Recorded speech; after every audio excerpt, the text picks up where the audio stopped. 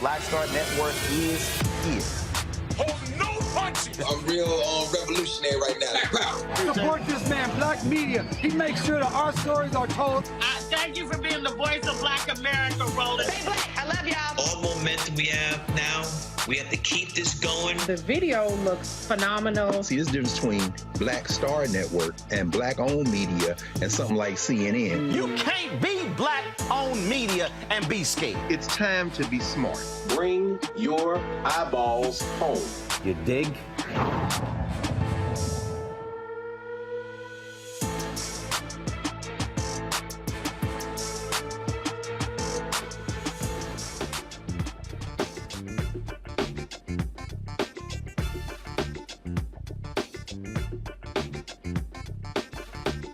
February 3rd, 2023, Roland Martin Unfiltered on the Black Star Network, broadcasting live from Hope Fellowship Church in Daytona Beach, Florida. We are, over the next couple of hours, we'll be talking about Bethune-Cookman University, the issues that have been taking place on this campus, and hearing from students as well as from alumni. We also will hear from interim president, Dr. Drake, as well. What is the future?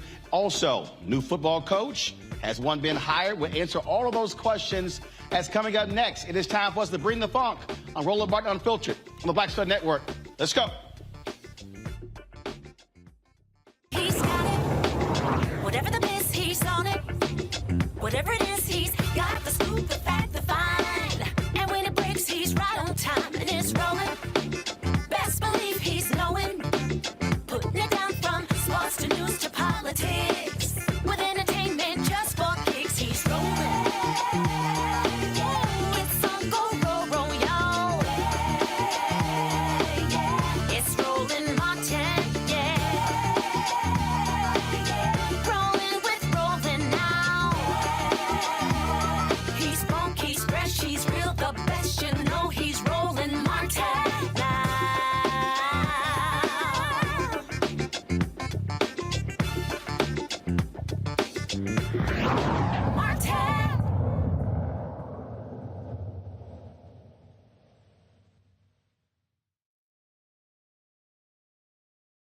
Fellowship Church in Daytona Beach, Florida, for this 2-hour town hall conversation on the present and the future of Bethune-Cookman University. Of course, all this controversy started when former coach, who actually was never really hired as coach, Ed Reed, really sparked a lot of this discussion in terms of the status of the university. Of course, he was not retained or hired by the university to be the head football coach. Students and also football players were still believing in him, wanting him to be hired, but they said no, they're moving in a whole new direction.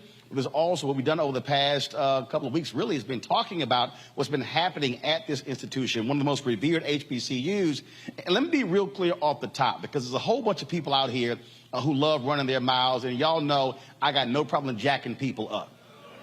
So when people say, oh, you're trying to tear our school down and tear HBCUs down, and you didn't go to a HBCU.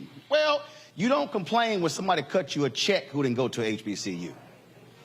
This is about improving and building black institutions. I told you in Dr. King's book, Where Do We Go From Here? Chaos of Community, he said there are 4 institutions that are prime position to liberate black America. He said the Negro Church, we're in a Hope Fellowship Church here in Daytona Beach. And remember our first location, they actually canceled our town hall, but y'all know we were not playing around. We found one less than 24 hours later. So we appreciate Bishop allowing us to be here. Give it up.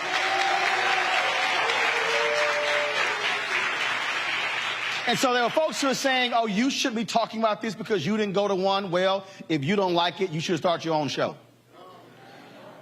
But MLK said there are 4 institutions: the Negro Church, the Negro Press, Negro fraternities and sororities, and Negro professional and business organizations. What he said about the Negro Press, he said, maintain your militancy and not fall for the conservative.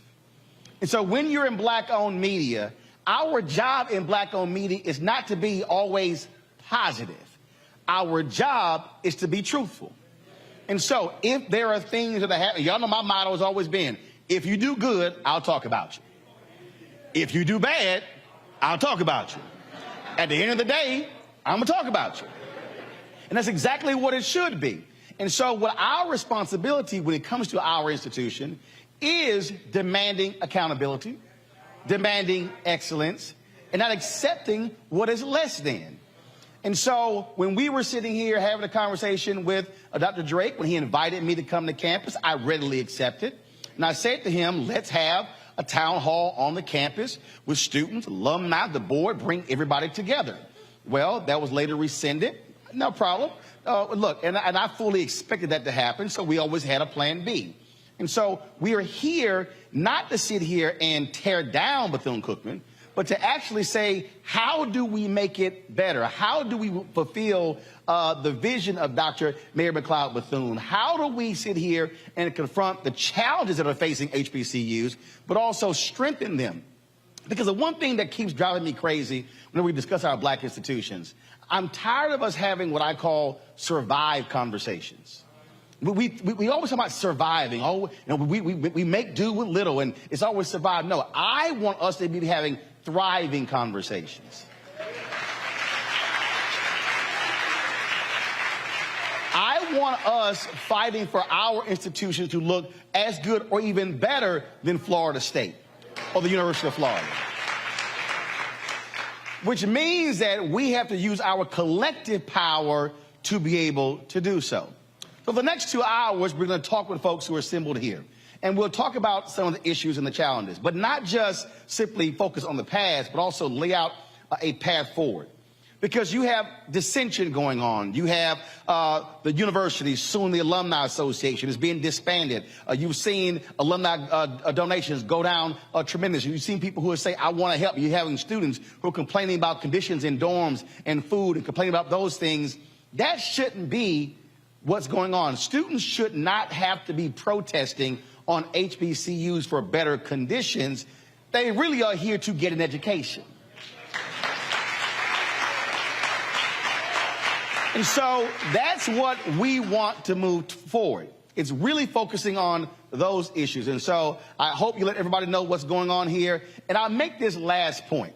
And I appreciate mainstream media being here. And I did an interview earlier. But here's the thing that we have to understand. And this is why black-owned media matters. And that is, we ain't here for a 90-second soundbite. This costs us thousands of dollars to be here. Ain't no sponsor paying for us to be here.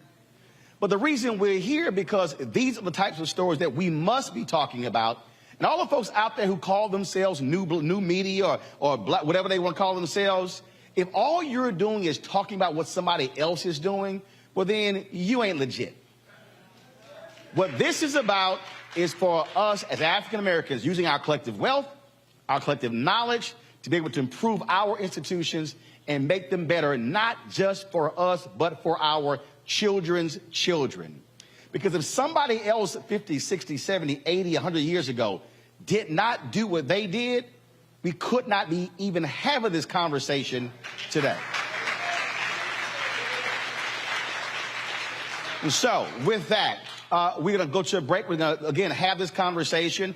We're going to start with the interview I did with Dr. Drake, because I want folks to hear our conversation, to hear what they say is being done to improve, and then we'll be able to use that as the basis for our conversation here at Hope Fellowship Church in Daytona Beach. So again, got to go to a break. Glad to have everyone here. Folks, you're watching Roland Martin Unfiltered live in Daytona Beach on the Black Star Network. Don't forget, download the Black Star Network app, Apple phone, Android phone, Apple TV, Android TV, Roku, Amazon Fire TV, Xbox One, Samsung Smart TV. Support us in our efforts by joining our Bring the Funk fan club.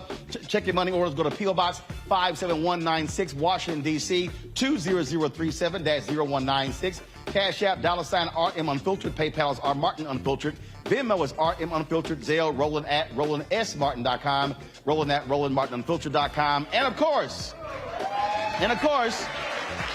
get a copy of my book, White Fear, How the Browning of America is Making White Folks Lose Their Minds. Available at all bookstores, of course, download on Audible as well. And if you're watching, everybody in this room as well, y'all know for the first time we were nominated for an NAACP Image Award for Outstanding News Special. Go to vote.naacpimageawards.net. Go to Outstanding News category, select Roland Martin Unfiltered, Black Votes Matter 2022 election special. Vote for us. You can only use one email to vote. So if you got 5 emails, use 5. One email, so go to vote.naacpimageawards.net to support us so we can bring home. And look, we're the only black-owned media company nominated for an Image Award. Let's bring it home. I'll be right back.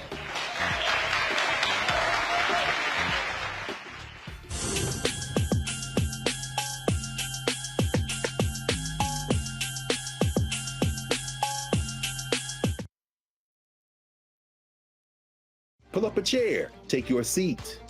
The Black Tape with me, Dr. Greg Carr, here on the Black Star Network. Every week, we'll take a deeper dive into the world we're living in.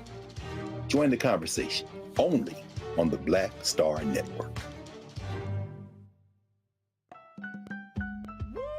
We're all impacted by the culture, whether we know it or not. From politics to music and entertainment, it's a huge part of our lives, and we're going to talk about it every day right here on The Culture with me, Faraji Muhammad, only on the Black Star Network.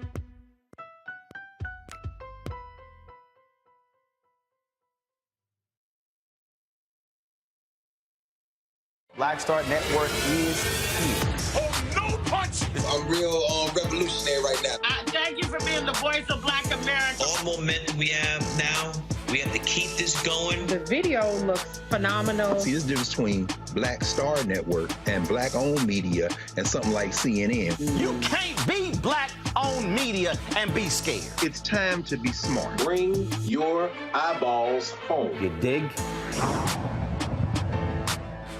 Hi, I'm Dr. Jackie Hood Martin, and I have a question for you. Ever feel as if your life is teetering and the weight and pressure of the world is consistently on your shoulders? Well, let me tell you, living a balanced life isn't easy. Join me each Tuesday on Black Star Network for A Balanced Life with Dr. Jackie. We'll laugh together, cry together, pull ourselves together, and cheer each other on. So join me for new shows each Tuesday on Black Star Network, A Balanced Life with Dr. Jackie.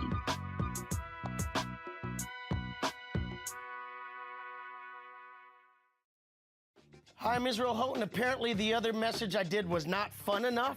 So this is fun. You are watching Roland Martin, my man, Unfiltered.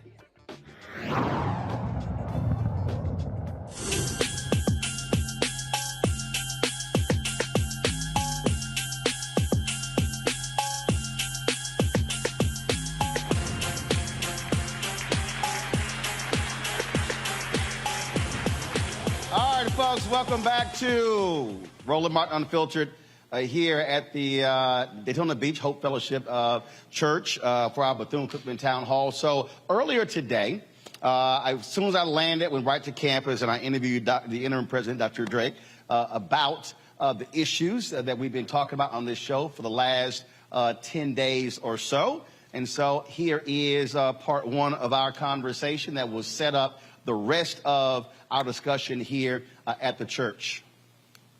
President Drake, you've had quite an eventful, I would say, last 7 to 10 days. I want to start first off with communicating with your students. There was one thing that I've heard from so many students saying, not enough communication, not enough transparency. How are you dealing with that so they know what's going on their campus? Yeah. I would say that, I would say the students in some ways are correct. We need to communicate more. A lot of things going behind the scenes, but what we've done is we've decided to create, and this is with taking the voices of the SGA and student government and other student leaders and saying, okay, let's design a way to ensure that the communication from the administration and anything, quite frankly, is consistent. Last night we held our first session with our freshman class. We're subsequently to do that with freshmen, sophomore, juniors, and seniors. That's part one. Part two is actually to have the subject matter experts for each of our major areas of concern, housing, campus safety, etc., so that they get the subject matter experts in front of them and not just hear them, but also create an action item list, which is what we did last night. When you talk about those areas, one of the areas that, whether it's Bethune-Cookman, whether it's any institution I've been dealing with, folks talk about food services. You've had some students who posted videos of mold and things along those lines. What have you said to your personnel about what they have to do? Because anytime a video gets posted, a photo gets posted, look, that can take off, it can go viral. And so what have you communicated to staff? Right, yeah. So, you know, the thing that I'm getting everybody used to is that we live in a digital world now. We don't live in an analog world. That means something can happen in a second, and the next second it's viral, potentially. So what I said to staff is simply this. We have a third-party partner, and Sodexo is our third-party partner. They actually do our food service and dining, and they also do part of our facilities leadership as well. We said to them, look, you need to be more careful and more diligent about that. And in fact, I was just on the phone this morning. They had a 10:30 meeting to discuss not only that issue, but any other issue with respect to what we receive from vendors. For example, prepackaged goods of any kind. So bread might come prepackaged, broccoli might come prepackaged. You need to take the extra step of checking it. If you're getting food or vegetables, they might come pre-washed. Open up the bag and wash them again. If you got bread, look at the rack, make sure the rack matches the date that it's supposed to be eaten by, and not have some bread that might have been old, that might have been delivered from the vendor that you didn't check.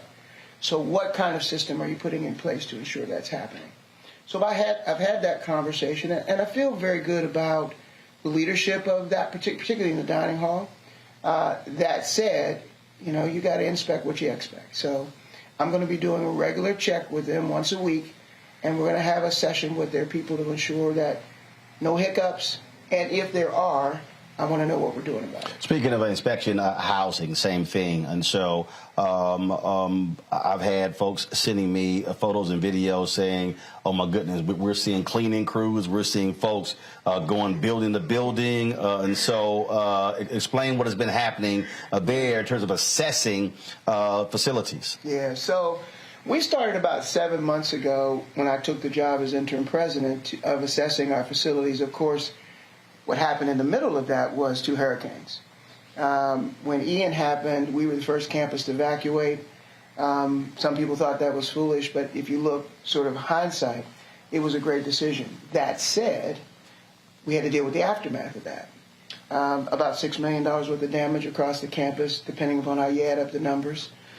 And so there was a lot of things left in the wake. And what we've been doing now is assessing. $6 million. Did you get any federal assistance for that? Not yet, but we've applied to FEMA. Okay. And they're walking us through the process. But quite frankly, you know, we have gotten some support from a lot of people who care about the campus and care about the university. So, you know, we've been very blessed about that. But of course, you know, it takes a lot to do, right? So we actually started assessing each of our facilities in a more comprehensive way. So it's not just what happened post-hurricane, but what were the conditions before the hurricane? What are we doing about it? What can we do now, cosmetically? So that's sort of what's the first priorities that we can do. And then what do we need to do longer range? So in that assessment, it's age, building condition, not only the age and building condition, but what is the things that might be harmful to our students or might, you know, compromise the safety. So we've asked ourselves a number of questions about each facility. So we have a base list now of about 60. We've got over 100 buildings on campus. So now we're really getting aggressive about doing that, and the board has been very supportive about making sure that we begin to prioritize these facilities in a really aggressive way, and I'm very pleased with that. I couldn't be more pleased with the support that we're getting. So one of the things that I had some parents reach out to talk about, again, locks on dorm room doors, not working properly, shower heads, and then also dealing with rodents or roaches and things along those lines. And so have you been also examining your reporting procedures, and not just in terms of dorm folks, right, but also what are you saying to students about how they use the facilities, because that obviously impacts things as well. Yeah, listen, you hit the big nail on the head that I talked about last night, and in fact, I was so proud of our freshman class president, because she called out her classmates. She said, "Hey, you told the administration they need to be here to talk to you. Where are you? What are you saying?" And what I said to them was, look, we talk about accountability, as you know, or you may not know, but I want to share it with you, is that our core values are around first. That's faith, that's integrity, that's respect, that's service, and that's thirst for knowledge. So when you are, doing something in your room, whether that's letting people in the dorm who shouldn't be there, whether that's propping open a back door, which keeps your roommates and the other people in that building unsafe, or it's, using any kind of substance that is banned from the university, because we have a no alcohol, no drug policy, and no tolerance on both of those.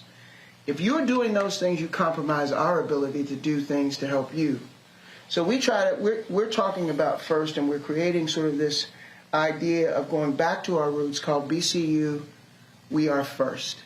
So we take those four, those key core values, and we build things in there like, for example, respect. Well, I don't want somebody living in a place that's uninhabitable. If we've got mold or mildew or things in it, let us know that, because some of it we can see, some of it we can't. Mm-hmm. But if it is there, then we want to take care of that, because if we say we live to our core values as the administration, we got to hold you accountable to do the same thing. Respect means respect for your roommate, respect for the other students in your facility. Those are going to be the way in which we also communicate to our student body things like the progress of our work across campus. So we use BCU We Are First as a way to frame how we continuously keep them abreast of what's happening on campus and what progress we're making. So you're meeting, obviously, you're meeting with your students. How are you repairing this fractious relationship with your alumni? This lawsuit is not a good thing.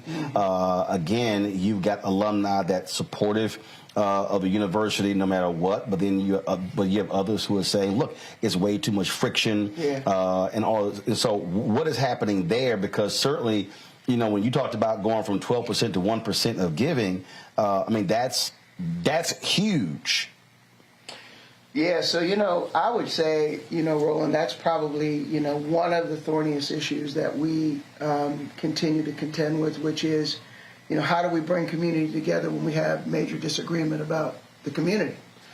A little bit of context around this whole litigation and what it means is that we had a long-standing National Alumni Association. It's been around a long time. They've evolved over time, and two different models have evolved in terms of how they engage with the university. In the latter years, what's happened is you found that many of the university chapters that were assigned, and as you know, when you have a authorized alumni association, they carry our EIN number. They carry our nonprofit. They're essentially an arm of the university. And what we discovered is that much of the funds that we believe needed to come directly to the university we weren't able to substantiate. And in addition to that, because the tax receipt for those who gave needs to go to those people, if we can't substantiate where it came from, we can't exactly give a tax receipt for that. Well, that wasn't the worst part. The worst part was that some of our alumni decided, well, if we're not going to carry and do the way we used to do it, then we'll create our own. And I have not a problem with people saying, we believe in Dr. Mary McLeod Bethune. We want to continue to give scholarships to students.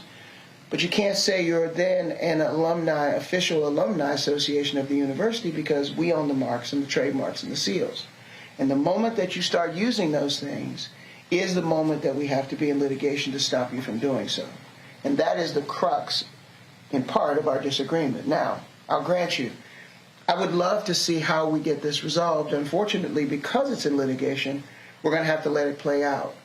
But rest assured, we are inviting every alumni, regardless of what side of the fence you're on, to join us in trying to do it. The most important thing, the main thing, is our students. Whether you like someone, you don't like a policy, you don't like something that the university is doing, that's one thing. But when you do that and it doesn't benefit the student, it doesn't really give the student the identity, because every time those kinds of things happen, they compromise the credential that students are practically giving their life away, mortgaging part of it because of the debt they're going into. And you can't cheapen that degree. And every time this kind of thing happens, it hurts those young people. Hold on a second. I'm going to go take a break and come back. I'm going to pick up on that in just a moment. You're watching Roland Martin Unfiltered on the Black Star Network.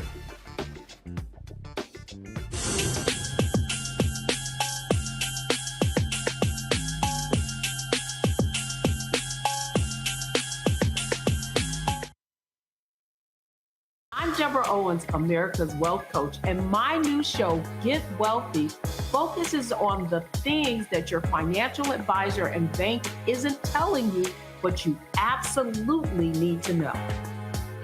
So watch Get Wealthy on the Black Star Network.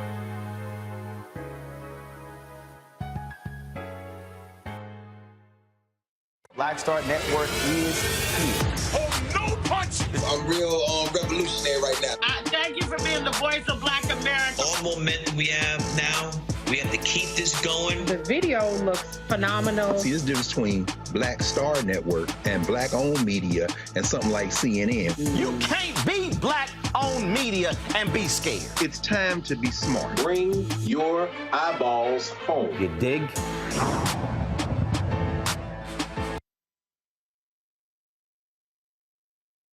On a next, A Balanced Life with me, Dr. Jackie, a relationship that we have to have. We're often afraid of it and don't like to talk about it. That's right, we're talking about our relationship with money. And here's the thing, our relationship with money oftentimes determines whether we have it or not. The truth is you cannot change what you will not acknowledge. Balancing your relationship with your pocketbook. That's next on A Balanced Life with me, Dr. Jackie, here at Black Star Network.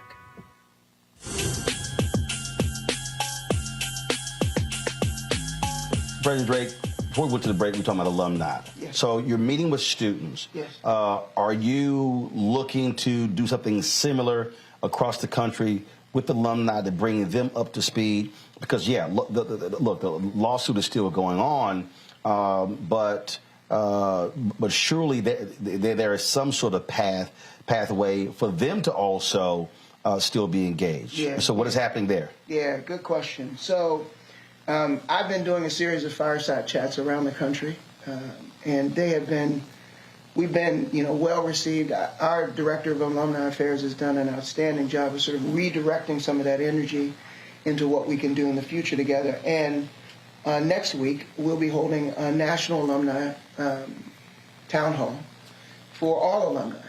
The only thing you have to do is prove that you're an alum. So we're going to have a system by checking and make sure your name's available to us in our alumni roster. But if you are, you'll come in, and I will walk them through the same thing I'm talking to our students about. They'll have a chance using a QR code to actually ask their questions in advance, and then we'll have, of course, the opportunity to chat to answer more questions. It'll be moderated. But I want to talk to them. I want to hear what they have to say. Not in a gripe session, of course, but in a session that really we can have some constructive conversation about what has taken place, what the future can look like. Because, I'm kind of one of those people that I love to focus on what the future looks like.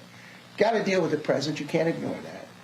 But the future of our university and the future of many of our students is based on how well we begin to lay the groundwork for them. And the more time we spend on individual agendas, it's hard to focus on their agenda. And their agenda is making sure they have the credentials to go out and compete in the world. So you're talking future. So I'm traveling yesterday, and I see a tweet that you have a new football coach. And then all of a sudden the tweet disappears. All right, so what the heck is going on? What's that about, right? Do you have a new coach or not? Yeah, so we are really excited about our new candidate that we are about to hire. The only thing that's, we're being careful about is that it does have to be ratified. His contract has to be ratified by the board. But barring that, we do have a new football coach, which we're really, really, really excited about. He's a great guy.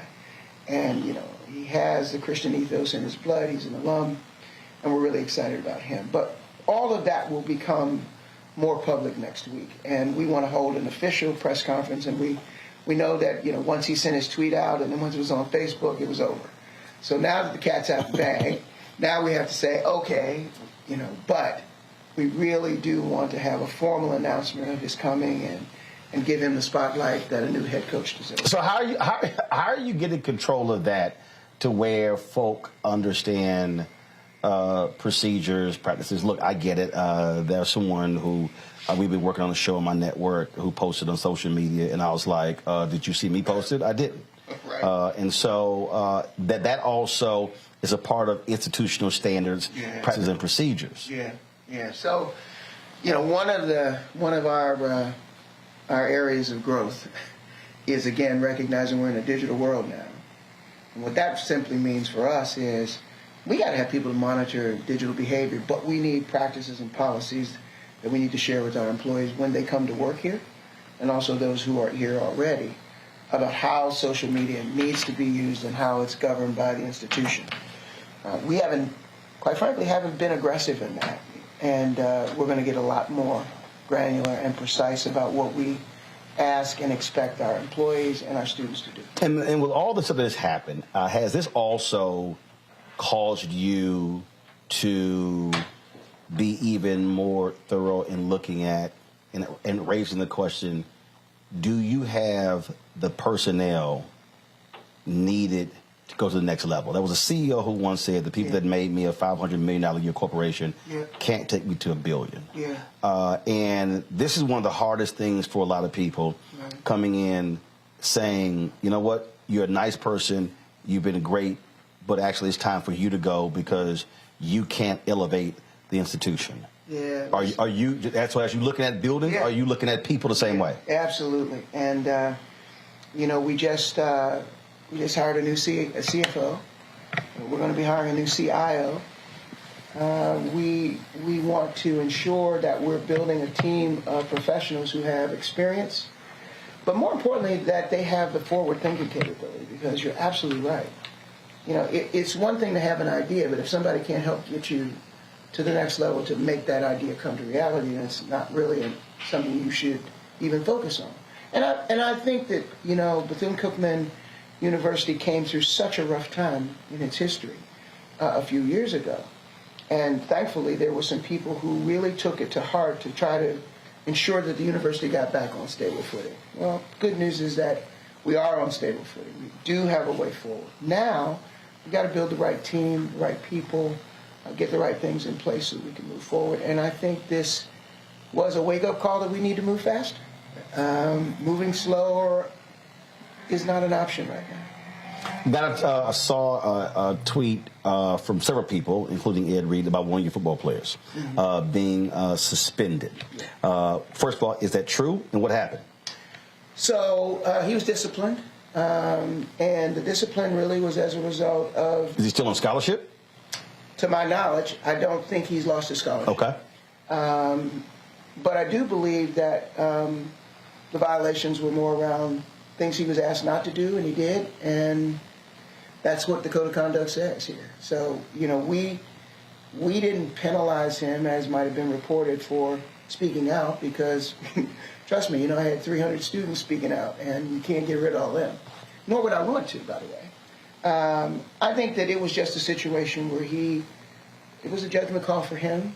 It was a judgment call for his coaches. They made the call. And it was because you had a players-only meeting, and so what? Yeah. They were told not to record, and he recorded it? Yeah. And he was asked not to record it.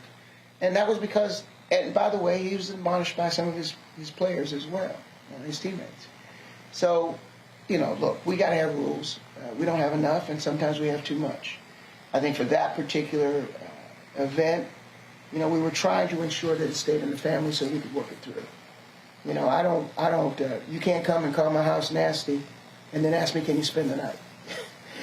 Fundamentally, we needed people who were able to focus on what we needed to do for our football team. And the players that were there, those alumni players did I just thank God for them, because they were able to come in and talk to the players in a language that I can't speak, quite honestly, to them. And I'm grateful that we had a great meeting, and we're off to a great start. They're working, and once our coach is in place and he begins to assemble the staff, he's a great recruiter, we're going to be fine.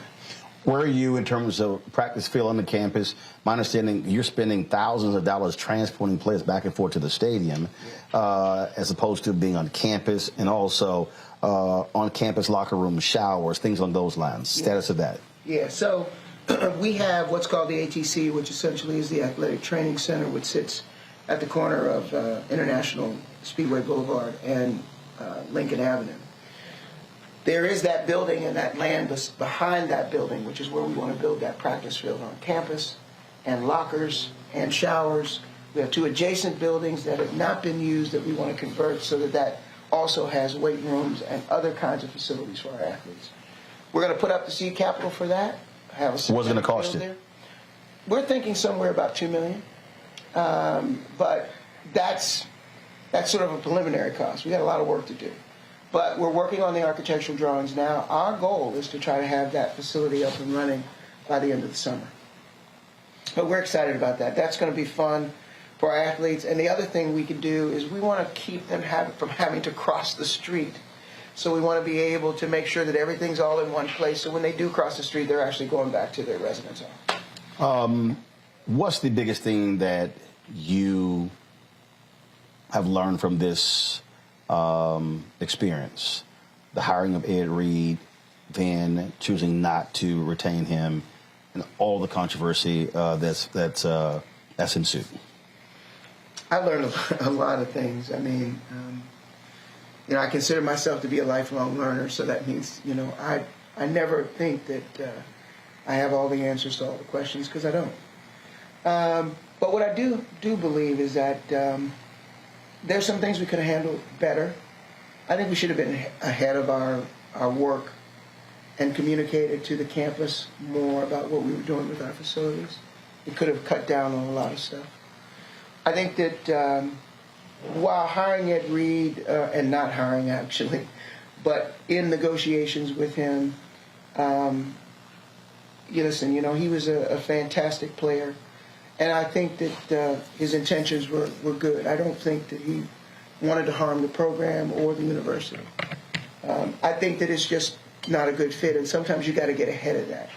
I wish we would have been a little bit more ahead of that. Third thing is that transparency and excessive communication sometimes works better. Sometimes you don't think you need to communicate when you really do need to communicate. So things like ensuring that our financials, people understanding that we're not only solvent and in the black, but that, the CARES Act funding and the money that we were given by the federal government was stewarded well. And you made that public? Yes. 60% of that money went to students. It's on your website? It's on our website. Right. But we got to make, we've been thinking about how do we break it down so the average person can understand. Mm-hmm. And we're working on that, because it's not just about putting it on our site. We got to say, okay, we just spent $66 million. 60% of that went to students and to repay their debt so they could stay in school. Many of them were carrying forward debt, and we wanted to pay that off and use those funds. And the rest of it went to actually instruction, new faculty or existing faculty creating the programming that allowed our curriculum to expand. Those are things that I wish we would have done sooner. Didn't think about it. But now we know the importance of doing it. Last question.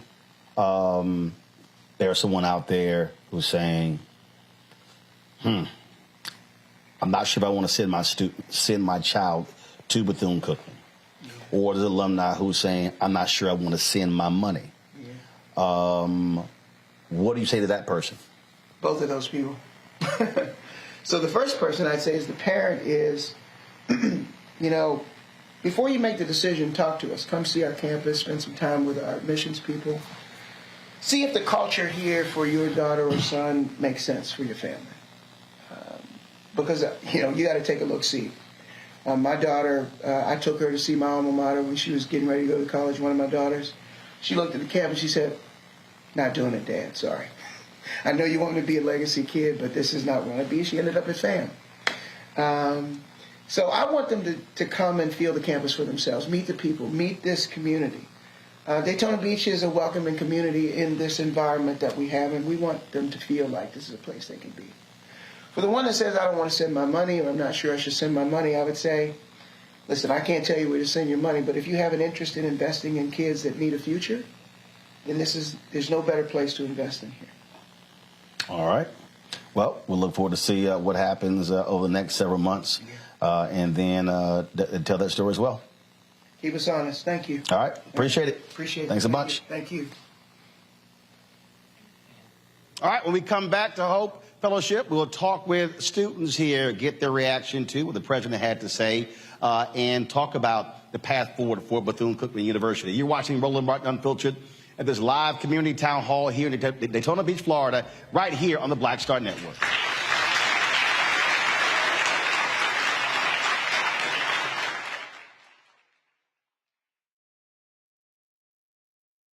Black Star Network is here. Oh, no punch! I'm real revolutionary right now.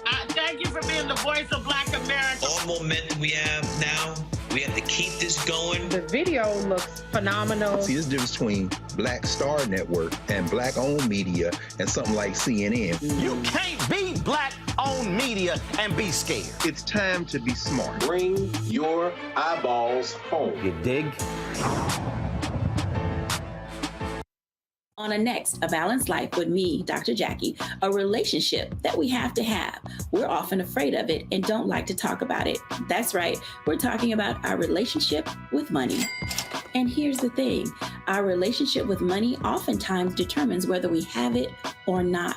The truth is you cannot change what you will not acknowledge. Balancing your relationship with your pocketbook. That's next on A Balanced Life with me, Dr. Jackie, here at Black Star Network. Hi, I'm Dr. Jackie Hood Martin, and I have a question for you. Ever feel as if your life is teetering and the weight and pressure of the world is consistently on your shoulders? Well, let me tell you, living a balanced life isn't easy. Join me each Tuesday on Black Star Network for A Balanced Life with Dr. Jackie.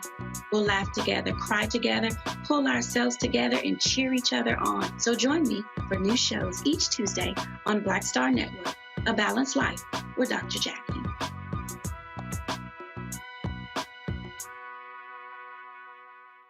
54th NAACP Image Awards is airing live on February 25th, honoring outstanding performances in film, television, theater, music, and literature. But this year, Roland Martin Unfiltered is nominated for Outstanding News or Information Series or Special.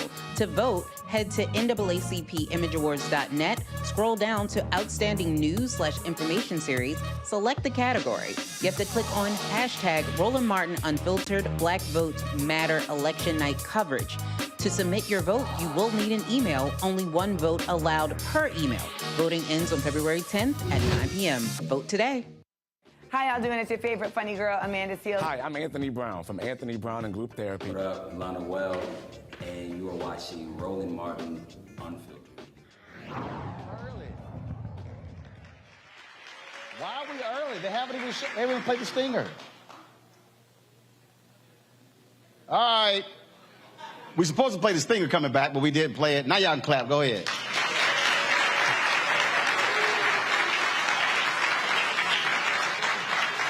Don't make me cuss in this church, Carol. Don't make me. Y'all know, come on. I look at she over there. I got to mess with it. All right, y'all. Let me introduce our students here, folks. Joining us right now on the far end, Sensoria McKay. She's a member of the band, a junior here at Bethune-Cookman. Dayton Sims, former Mr. Sophomore elect, also, he's a sophomore. And Maya Walker, Bethune-Cookman, a senior as well. So give it up for y'all students. All right, so first of all, I need you to explain the Hail Mary, hashtag Ed Reed was right, hashtag buy Belvin shirts. Y'all have them on here. So whose idea was that?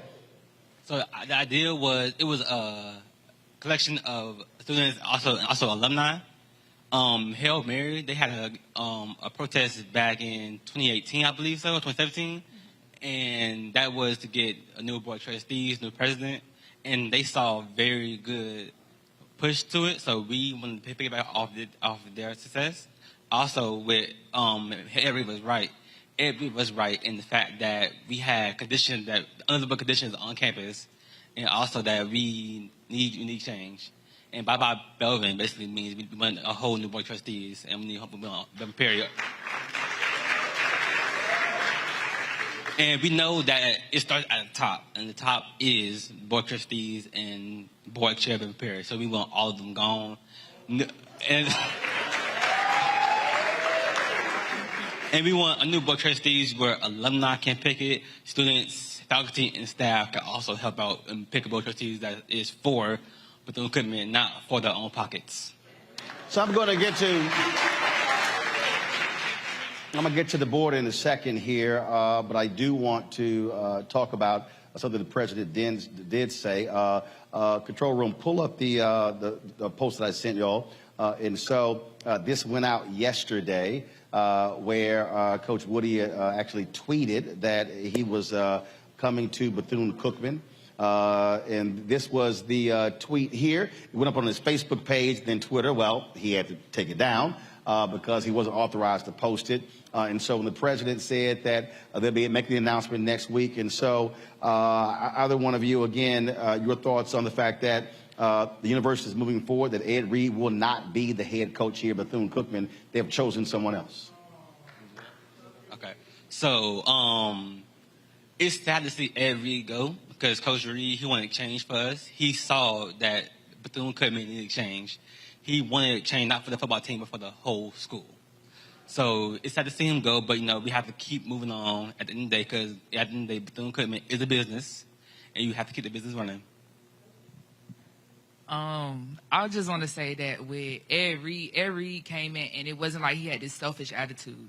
It was selfish. It wasn't that, oh, I'm just here strictly for the football team. It was really just, I'm here for the school. It's time to turn things around. Like, you're here to make a change. And for him to go, it's sad. So, like, with the new football coach coming in, it's really going to have to, you're going to have to pick back up off where Ed Reed left off at. And if you can't do that, then it's just on to the next person.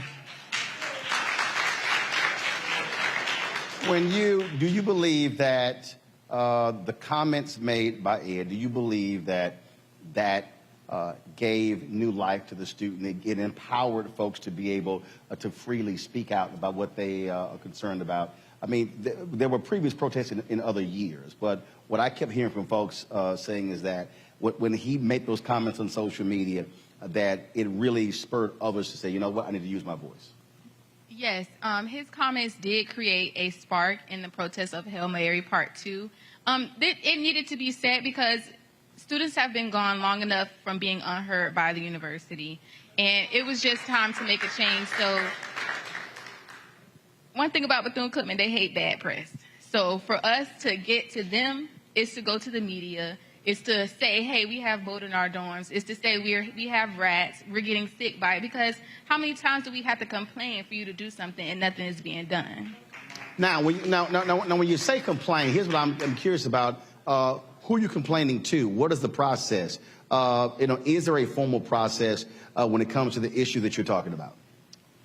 We complain to maintenance. So people that stay in phase or these different dorms, they complain to maintenance, but... Right, but you're talking directly to maintenance. What I'm saying is it the worker? Is it their boss? Is it the supervisor? Or is there an administrative person who you're able to communicate with who's frankly over them? It's a work form, so we don't know who we're talking to. It's just a form that we send in. It's a form you fill out. Yes, it's a form that we fill out and that we send. Like Maya said, it is a form that you fill out and you send in, and depending on the severity of it is how the response time is. With mold, for me personally, this being my 3rd year, me putting in a work order for mold, I probably won't see nobody in my room doing something about it until maybe 3-4 weeks, almost a whole month, because it's always the issue of, oh, you could take bleach and spray at it and it'll come off, but it grows right back. Or they come in and paint right over it and cover up the mess that is still there, that continuously make people sick. Even with the maintenance coming to fix it, the form that's being put out, it's not enough response time, like the fastness of it going out and actually having it being done and not just covering up just to cover it up. If you look at the various issues, I mean, there are a number of issues that folks have talked about. What would housing be, or the conditions in housing be the dominant issue among students? I believe housing would be number one, just because of that. That's our home away from home. We're there most of the time out the year, beside our breaks. Or if we're there for the summer, we're there for the whole summer break. But that's our home away from home. So if we can't live in our home away from home, it's like I might as well just go back home and not come back to school. And our community, we want to get our education at the end of the day. We want to help make sure our families are straight. So we want to make sure we get our education and live a good life. You talked about the mold issue taking 4 weeks. Again, that communicating to other folks as well. You said folks gotten sick. I received an email from a parent who talked about their child had to go to the hospital because she had breathing issues as a result. Have you heard that from other students who have been impacted? I have heard that from other students, and I've also have dealt with it myself. Even though I'm not, I don't have asthma, I still have gotten sick from the mold, because not only does the mold sits on our walls, we shower in it, we breathe in it from the air vents. It literally sits in every crack and crevice in the dorm. So I have heard, and I've also experienced it also, being sick just from the mold and the mildew that builds up in our rooms. So you heard the president talk about they've already inspected 60 of the 100 buildings, and they've had crews on campus. First of all, have you seen that in the past 7 to 10 days? Yes. So before you said you was coming to do a town hall meeting, nobody was really out there cleaning. They were doing the regular cleaning. Then I say on Monday or even Friday, they got in high gear. They've been out every day. They've been cleaning, going from dorm to dorm. You trying to say we made them do some cleaning? Yeah.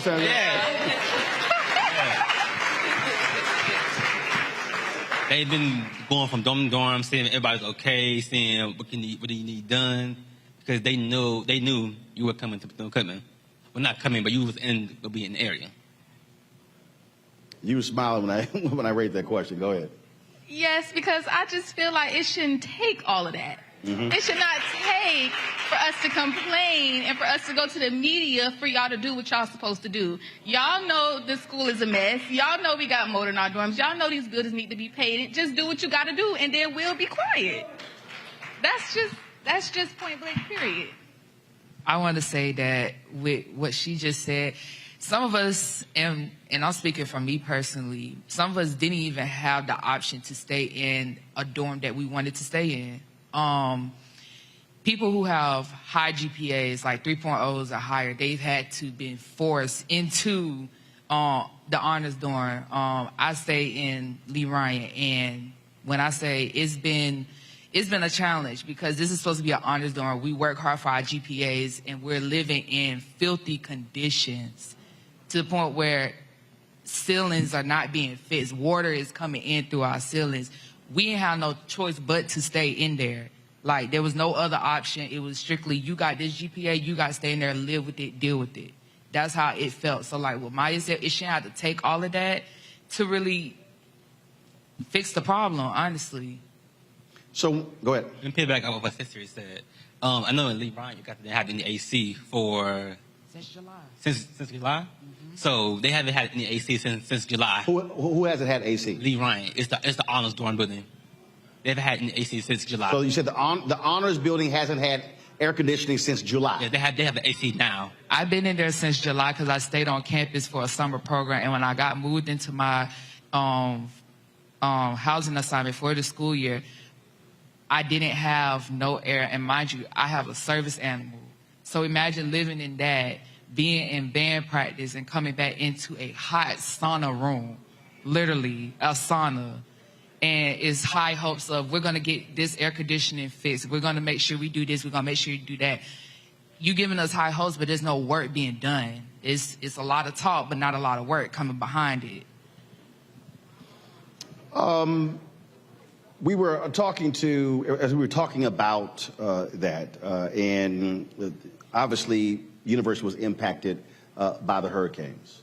But you have been here, you've been here. What was it like before the hurricanes? Because, I mean, obviously, I'm from Houston. I lived through multiple hurricanes, knocking our power out for 2 weeks and having bad conditions. But did these issues predate the hurricanes that impacted this university?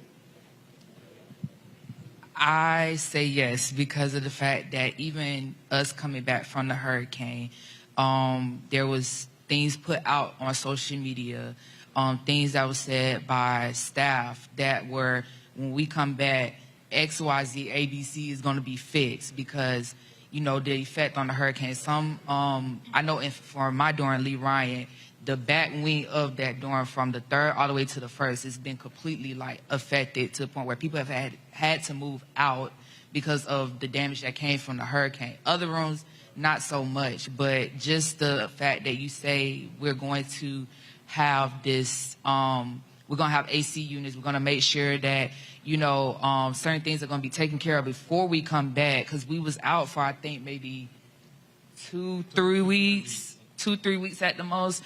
Even with that, the campus was still being, it was still being cleaned up, but it was still enough time for something to be changed. And coming back and there's nothing to be changed, it's just like, what was y'all doing? And to the dorm, like the molten dorms, there was molten dorms before the hurricanes. Mm-hmm. So, interim President Drake, he cannot say the hurricanes caused mold, because the hurricanes did not cause mold. The mold was here before both hurricanes came to Florida. Even with that, and I keep talking about my dorm, but I'm just using for where I live at. Right. Your experience. Personally, even with the no air, we ended up begging to get some type of fan. We didn't get a fan till literally the middle of fall semester, like an actual box fan. It did somewhat help, but we didn't get an actual AC unit, like a portable AC unit in our room until right before Hurricane Ian, and then when we came back, it was gone. Literally, it was gone. And so, as you laid this out, what are your parents saying? Hurry up and get out of there. That's what she's telling me. Hurry up and get out of there. You're laughing, so clearly. For my parent, it's very much what Maya said. It's time for you to go. Like, it's time to get up out of there, because you shouldn't have to live in your home away from home in that type of condition. You paying all of this money out to the university, and where is the money going for our living conditions? So yes, my parent, by her being a single mother, and it's frustrating to know that I'm constantly worried about my child's safety, my child's health. You can't sleep like that. You can't, as a parent, you can't sleep like that. So like Maya said, my parent is basically like, you got to find a way to get up out of there. And you're graduating when? Next spring. So I got a whole year. So what, you trying to get me to come back every week so you can make sure stuff is straight? If you must, please. All right, hold tight 1 second. We got to go to a break, folks. We come back, we'll continue our conversation. I do want to talk about the conversation last night that the president had with the freshman class and what their plans are communicating with the various constituents on the campus. Folks, you're watching a special town hall here, community town hall at Hope Fellowship Church in Daytona Beach, Florida. This town hall focused on Bethune-Cookman. We'll be right back on Roland Martin Unfiltered on the Black Star Network.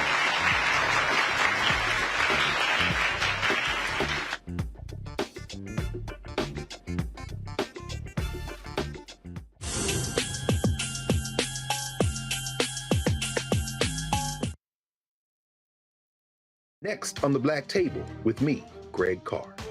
An hour of living history with Dr. Richard Mariba Kelsey, thinker, builder, author, and one of the most important and impactful elders in the African American community. He reflects on his full and rich life and shares his incomparable wisdom about our past, present, and future. African genius is saying that my uncle was a genius, my brother was a genius, my neighbor was a genius. I think we ought to drill that in ourselves and move ahead rather than believing that I got it. That's next on the Black Table, here on the Black Star Network. Most people think that these television shows that tell stories about who we are as black men, and then they paint these monolithic portraits of us. They think that they're being painted by white people. And I gotta tell you, there are a whole bunch of black folk that are the creators, the head writers, the directors of all of these shows, and that are still painting us as monoliths. The people don't really want to have this conversation. No, they don't.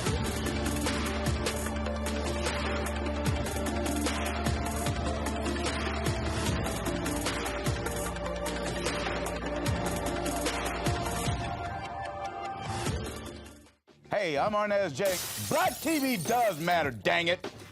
Hey, what's up, y'all? It's your boy, Jacob Lattimore, and you're now watching Roland Martin right now. Stay woke.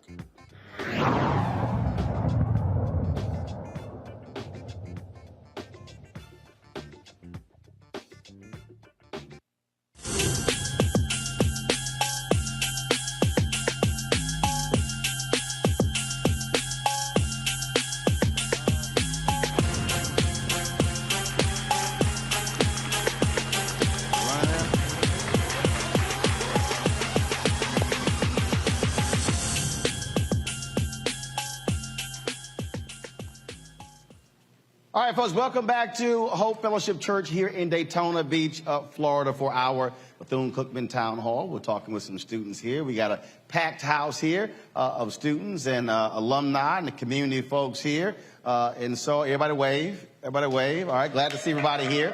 Glad to see you here for this conversation. We played the interview there of President Drake. So I'm curious. So last night, he said they had a meeting with the freshman class. How many folks showed up? Had to be like less than 20. Now, anyone just give me a number. How many freshmen are on this campus? So just give me a roundabout number. Go ahead. The freshman class is the biggest class we have on campus right now. Huh? The biggest class we have on campus right now. Yeah, what? 500, 600, 700? No, like 1,000. So 1,000. 1,000. Okay. So here's my problem. Here's my problem. Your folks have been protesting conditions on campus, complaining about a number of things.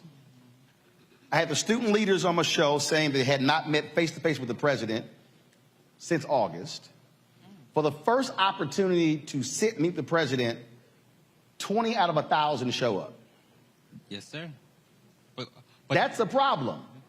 Yep. Because if you're talking about confronting leadership and demanding change, folk got to show up and speak their mind and challenge the administration, because I'll tell you, if 20 out of 1,000 show up, a bunch of other folks will say, we good.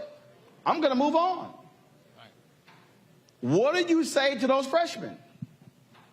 I would just say, we did all this talk, we did all this work, all the media came out, the news stations come out. You still need to speak your mind. Don't be afraid to go out there and say what you need to say. Don't be afraid to say, hey, this is what's going on in my room. I got mold here. Don't be afraid to say, go out and speak your mind. I would say that freshmen, even though you guys are fresh on this campus, y'all still have a voice, just like the rest of the student body. So don't ever feel like your voice is not heard. Yes, we had a protest, but a protest is not enough to do what we need to, the changes that we need to have happen on this campus. So yes, we had a protest, we did all of that, but showing up to these town hall meetings is very, very important, because this is where you get a chance to see the president, you get a chance to speak what you need to speak, instead of just, oh, I went to a protest, I did what I need to do, I'm going back to my room. Because at that point, it's just like it was said, you know what, my job here is done. So you have a voice, use it. Don't feel like you're the youngest on campus that you don't have a voice and you can't use it. Use your voice. But also, I think it goes beyond just being able to go there and speak your piece. Information gathering is also important. And the fact of the matter is, one of my favorite phrases is, when you don't know, you don't know. And there are a lot of folks who actually don't know. I've got questions in my pocket. I've had people emailing me and folks like, well, where is this and where is that and what's going on? Well, if you never have an opportunity, and look, and I'm not challenging the president, he readily admits they have not communicated enough with students and being transparent about what's going on.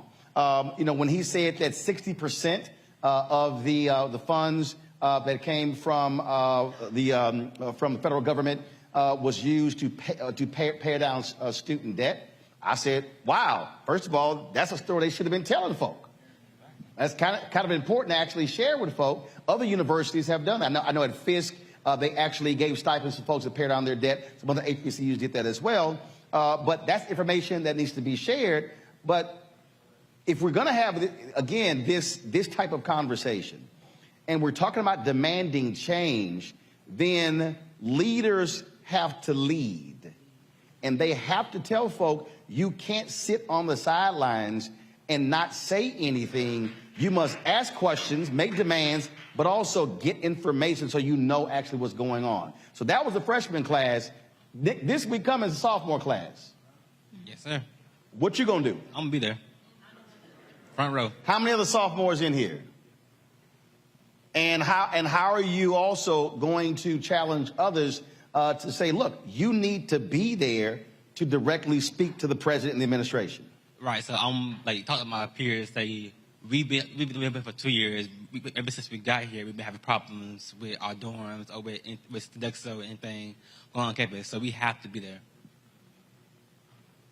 Now, when you were listening to the interview, there were a lot of groans, folks like not happy with a number of different things that the president said. Were any of you aware of how the American Rescue Plan funds or the COVID relief funds were actually used when the president said 60% went to student debt? I did not. I didn't even know that we got any money from the American Rescue Plan because we are a private institution. No. So the reality is, this is on my show. So about $6.5 billion went to a variety of HBCUs.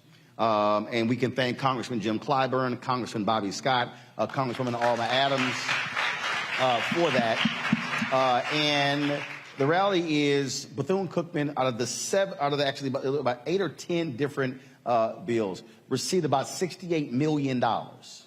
And so this funding, so you're talking about it was COVID, and so it was a number of institutions. They were public and private. So it wasn't just public institutions.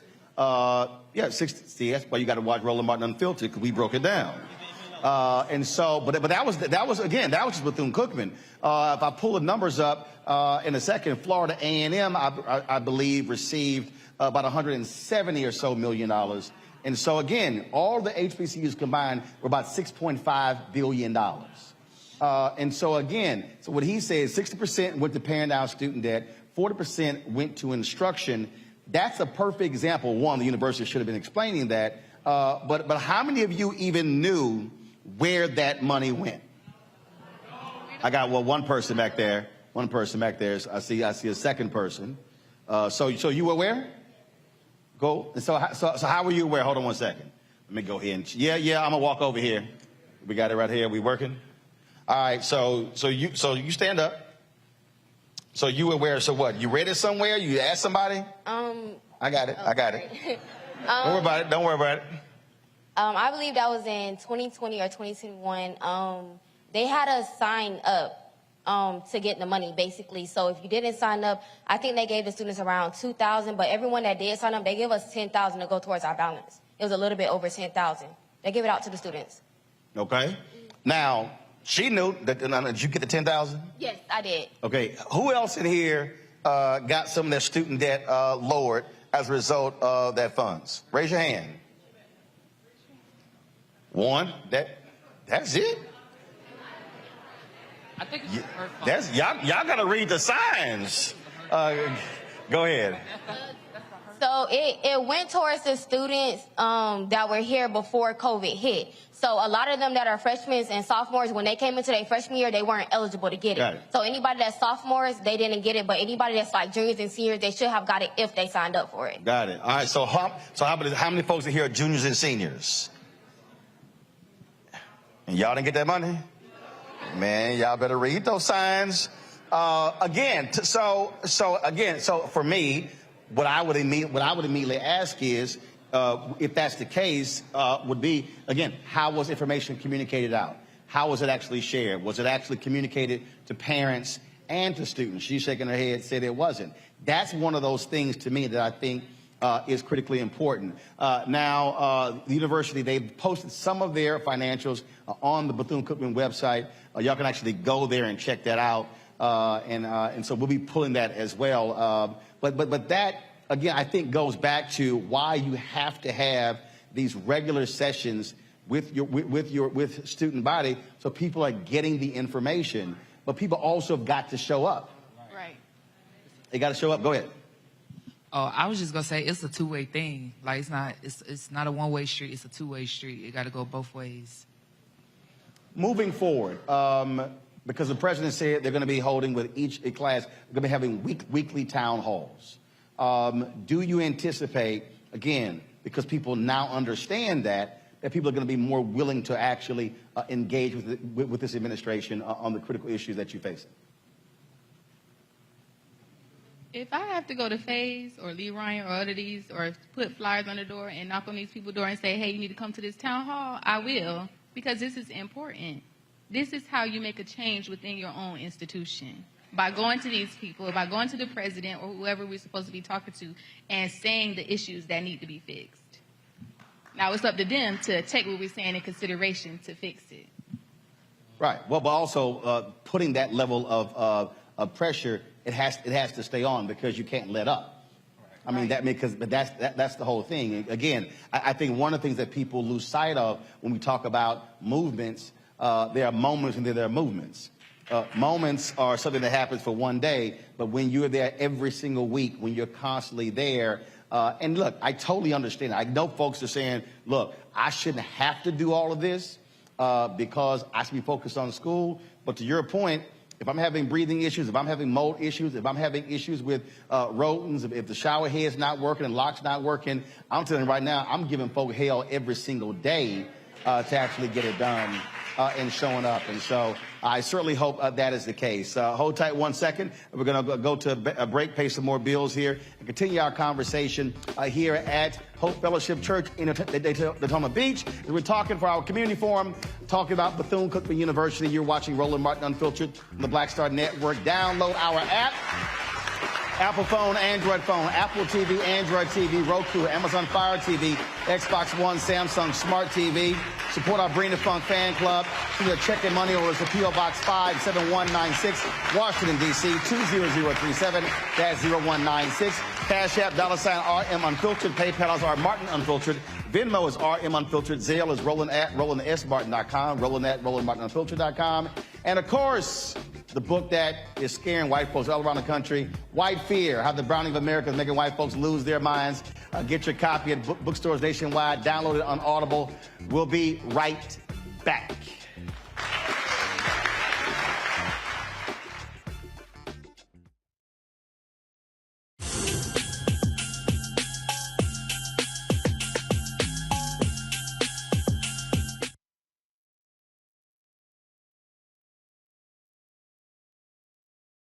When you talk about blackness and what happens in black culture, we're about covering these things that matter to us, speaking to our issues and concerns. This is a genuine people-powered movement. There's a lot of stuff that we're not getting. You get it, and you spread the word. We wish to plead our own cause. Too long have others spoken for us. We cannot tell our own story if we can't pay for it. This is about covering us. Invest in black-owned media. Your dollars matter. We don't have to keep asking them to cover our stuff. So please support us in what we do, folks. We want to hit 2,000 people, $50 this month, raise $100,000. We're behind 100,000, so we want to hit that. Your money makes this possible. Check some money orders. Go to P.O. Box 57196, Washington, D.C. 20037-0196. The Cash App is $RM Unfiltered. PayPal is R Martin Unfiltered. Venmo is RM Unfiltered. Zelle is Roland@RolandSMartin.com. Next on Get Wealthy with me, Deborah Owens, America's Wealth Coach. Listen to this. women of color are starting 90% of the businesses in this country. That's the good news.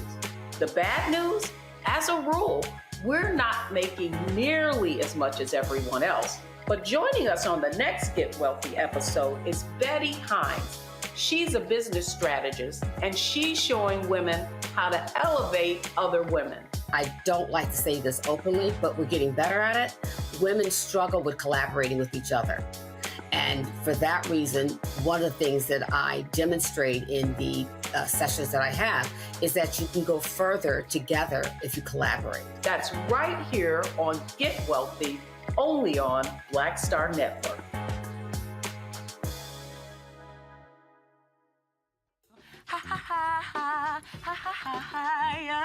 Hey, I'm Antonique Smith. What up, Lana Well, and you are watching Roland Martin Unfiltered.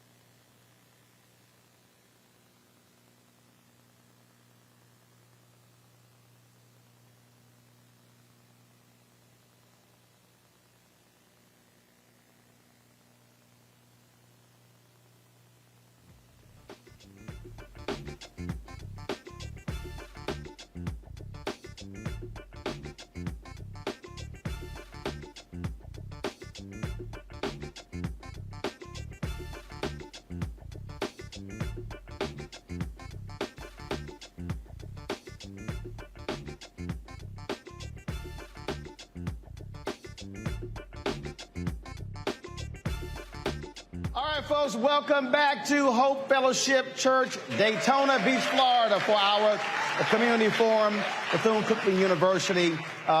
We, of course, glad to have all of you who are watching. Don't forget, if you're watching on YouTube, hit that like button. Some of y'all comment, y'all riding for free. Okay, ain't like we charge you, but hit the like button. Facebook, share it as well. You're watching the Black Star Network app. Do the exact same thing. Share your comments as well. We certainly appreciate that because it impacts the algorithm, and y'all also know how stuff goes viral. Some of y'all may have seen my conversation last night with that black conservative. He in witness protection today. After he done locked his Instagram account, Twitter account. They've been lighting his behind up, but he has to come on. That's what happened when you come on my show and lie.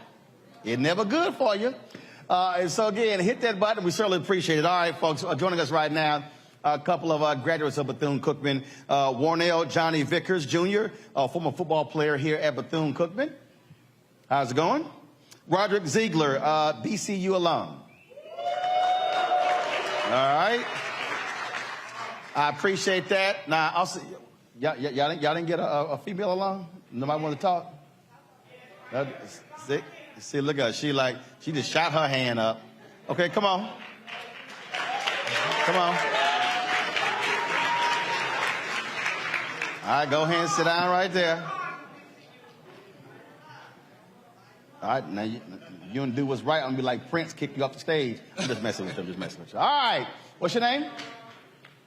My name is Tundra King, a 1986 alum. 1986 alum? All right, cool. All right.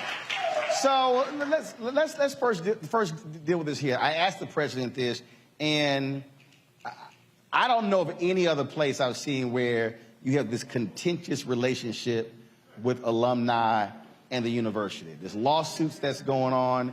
The president told me last week alumni giving dropped from 12% to 1%. That's unheard of. which is absolutely crazy. The national average is only 3 to 4%, and so to even be below that is crazy.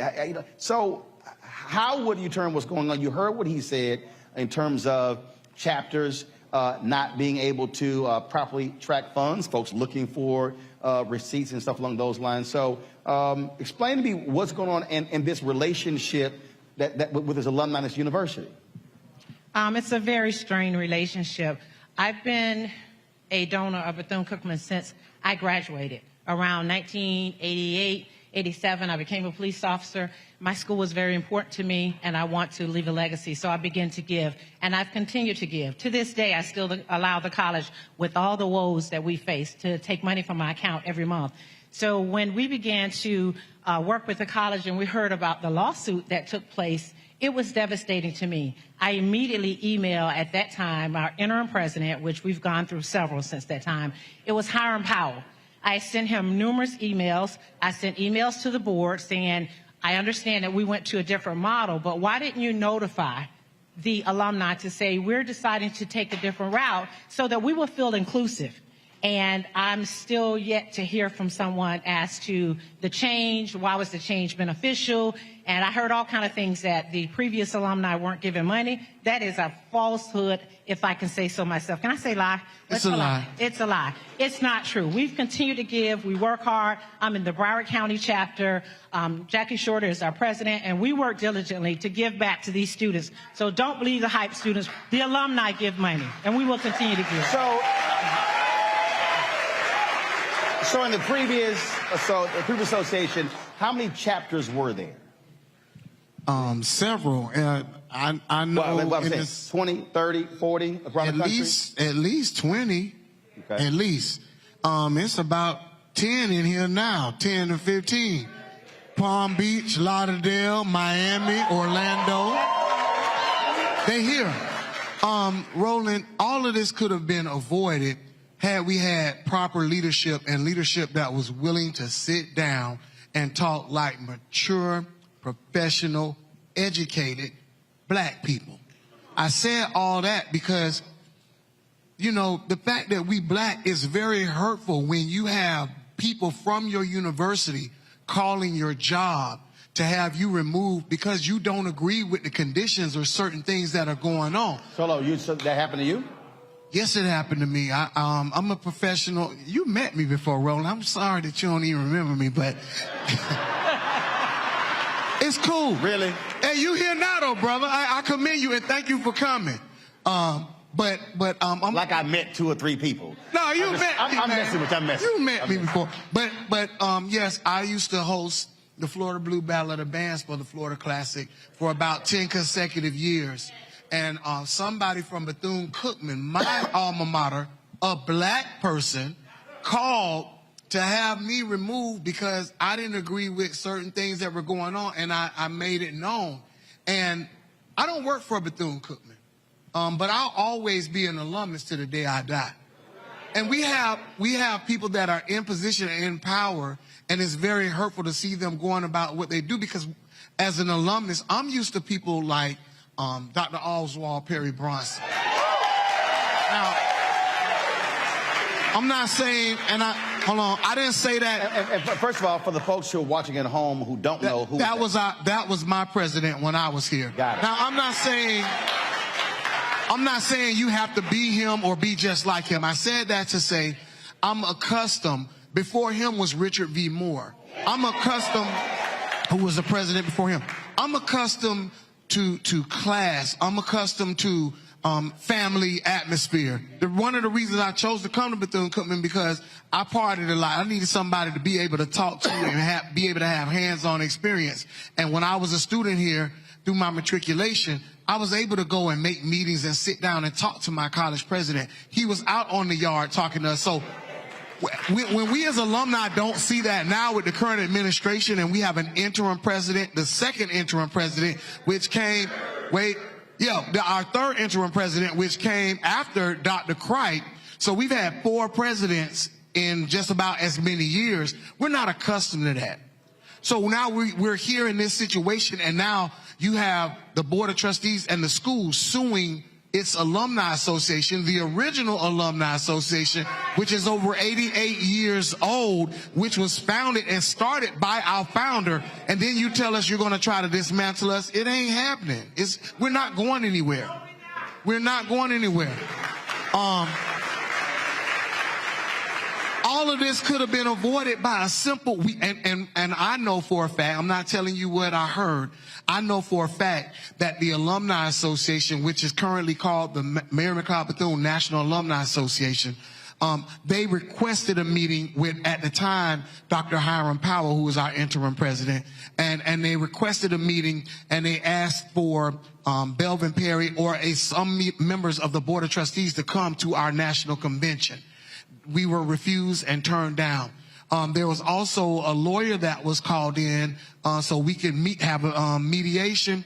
That was refused. So all of this, it seems as though they pretended like, and I'm listening to Dr. Drake, it's as though none of this ever happened and everything's going to be fine. And you started this with us, and now you're making it look like we're the bad guys because we don't like how you're treating us. Alumni have been disregarded.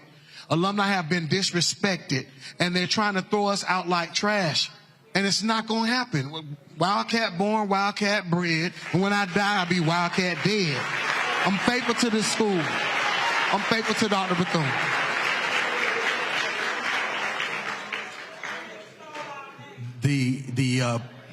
The president who Rod so dearly loves is my grandfather. I'm the grandson of Dr. Bronson. And I think one of the things that's happening right now is, from a historical standpoint, right, y'all? From a historical standpoint, that alumni feel kind of like burned. You know, we went through a lot with the Jackson administration, correct? Right? And so the Jackson administration really hurt because that was what put us into such financial straits. We had a surplus when my grandfather retired. We had a surplus when Dr. Reed left. So we had money. It was misused. Then what happened was Dr. Jackson left. We had Judge Grimes come in as the interim. He led the way for a little bit. No permanent presidency. Then we had Dr. Cricht come in. And Dr. Cricht, he helped right the ship, right? It was a hard right, but he helped right the ship. Now, what hurt was that Dr. Cricht only stayed for a year and a half. Well, and my understanding that he was run off. Yeah, data board of trustees. So that ain't what I heard. No, so that's what I know. It was two things that came out. One thing was that he's choosing to leave, and another thing was something else. I read because I read two things. I read. No. Like I said, I ain't read it. Don't believe the former. He was run off. Okay, but so we have Dr. Cricht who comes in and rights the ship, but it was a hard right because what happened was, in order to right the ship, a lot of people lost their jobs, a lot of good people, right? But when you're facing a massive deficit, and when you have to do that. Hold tight one second. I got to go to a break. I want to pick up on that when we come back. Folks, you're watching this special town hall here in Daytona Beach. Community town hall regarding Bethune-Cookman University right here on Roland Martin on the Black Star Network. We'll be right back.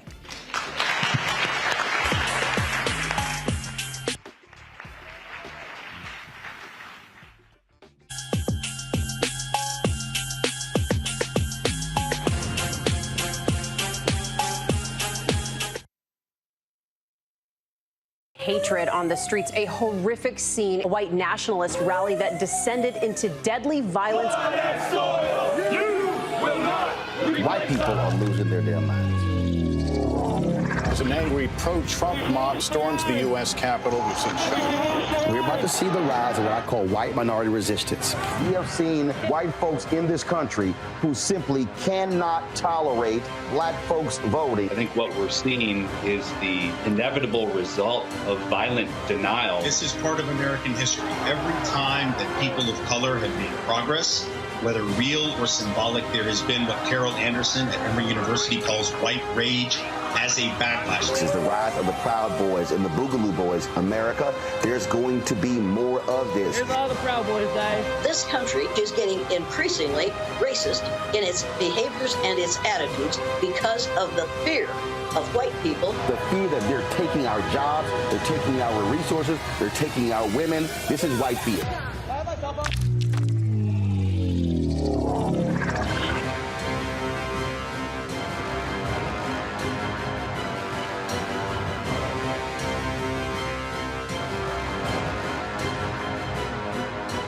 I'm Deborah Owens, America's Wealth Coach, and my new show, Get Wealthy, focuses on the things that your financial advisor and bank isn't telling you, but you absolutely need to know.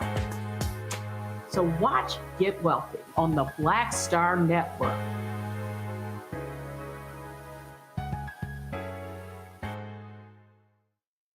It's Kim Whitley. Yo, what's up? This your boy Ice Cube. Hey, yo, Peace World. What's going on? It's the Love King of R&B, Raheem Devon, and you're watching Roland Martin, Unfiltered.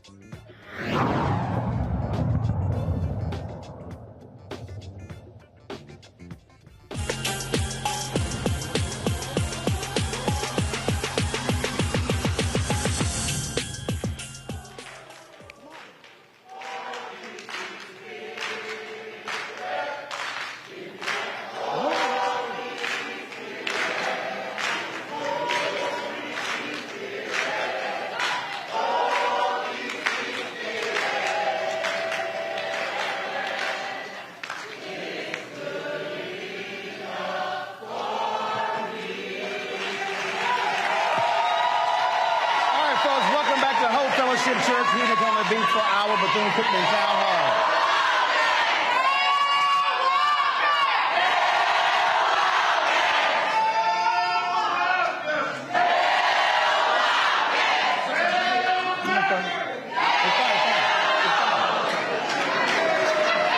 All right. Had to make sure everybody was awake. Before we went to the break, we were laying the foundation in terms of really how we got to this point. And the reality is this here, and that is, I mean, you're talking about a whole lot of things that have happened. And so past is prologue, past lays in terms of, I understand the anger and things like that. But here's the question. What now? How do you move forward? You have an interim president. But you still have your board of trustees. As I listen to what you laid out, it sounds to me like your fundamental problem still is with the ultimate leaders, which is the board of trustees. So, is there one trustee who you can who you're communicating with, talking with, who can serve as someone to help with this? I personally, over the past several weeks, have been in contact with a board member, and they have just kind of laid out, because my issue was I felt that this board member was kind of like dismissing what was going on. But he said, from his perspective, he said that my job is to bring in money. I'm not worried about necessarily all the football, what's going on with that, because the people who I'm after aren't concerned with football. I need to show them what it means, the great Bethune-Cookman University. Well, first of all, let's be real clear. If anybody who is a board member makes that statement, that person really should not be a board member. Because the reality is, a member of the board of trustees is responsible for the entire university. And so what they should be communicating is that I care about the health and well-being of the entire university, because the reality is, when you talk about football or basketball or band, that's actually your most visible assets that serve as a recruitment tool as well. Yes. And I've been communicating, again, with administration folks, alumni, board folks as well. And I don't know who the entity is. I don't know whether it's the United Methodist Church. I don't know who it is, but because I mean, look, this university gets funding from the UMC every year, but there's somebody has to be the grown-up of all grown-ups and say, listen, we don't need all of this drama, because I can tell you it's a lot of media folk ain't got no problem with lots of drama. As what I've heard described here, this might be a Real Housewives show or Love and Hip Hop in terms of all the friction back and forth, and that doesn't move the university forward. It doesn't. We believe to move the university forward, we must get rid of our board chair. Belvin Perry must go. There's no options. There's no getting around it. And but the problem you have, though, is that the board has to do that. And so the question is, no, the people have to do that, and that's why we're here. Well, no. Actually, no. But no, I'm telling you right now, this is the fundamental problem. Being a private institution, there literally is no entity that's over your board. And so now, again, the people can have leverage and influence. Right. But in terms of who actually has to make the votes, it has to be the other board members, which raises the question: how are you communicating, even in public, with the other board members to say, hey, we need you to speak up and stand with us? Because it seems as if you got folks who are there who don't really want to say anything, don't want to get sideways with the chair. And look, the chair tried to come after me. That wasn't wise. He's had about 500,000 views on YouTube. I'm just saying, it wasn't wise. But again, this does not do anything to improve the institution. We know it takes the drama. It takes funding to run the university. And with everything that you've heard from the students, the parents that are outraged about what's taking place with their young people that are at the university, we know Bethune-Cookman must maintain at least about 2,400 students to stay viable financially. And so it's sad to say that we have to hit them in the pockets before we can make these changes. And I would hate to see the university do that. And so with that, we're going to keep sounding the alarm, and we're going to try to continue to shine the light, which is why we're here tonight, because we know that they want to remain in darkness. We've been in darkness. You silenced your alumni with the lawsuit. You silenced your students with an NDA. And so people have been afraid to come forward. Well, I get a good pension. I don't have to wait for Bethune-Cookman to pay me. So we want to sound the alarm for these young people to let them know that we're going to continue to shine light where there's darkness. We've asked for transparency. We ask as alumni, where's the money going? That's what our signs say out here. We ask for that information. We give money, and we feel we have a right to see where that money is being dispersed. The students have asked, where is the money going? And it's just the math ain't mathing. And that's why we're here tonight. So in terms of your alumni, have you had a meeting with Dr. Drake? Yes, yes. Dr. Drake had plenty what they would call, to me, controlled fireside chats. You would have to register before you attended the meeting. And once you attended the meeting, I think I was the only one at that time, unfortunately, that voiced some very hard concerns. His claim to fame was that they are not suing the alumni. They're suing the association or the former organization. And what I said to him, what I conveyed to him was, so the alumni, the association is made up of chickens? No, the association is made up of hardworking alums who give their monies to help these students and other donors that love Bethune-Cookman. So he kind of danced around all the questions. I asked him about some of the mold in the dorms, and he blames everything on the hurricanes.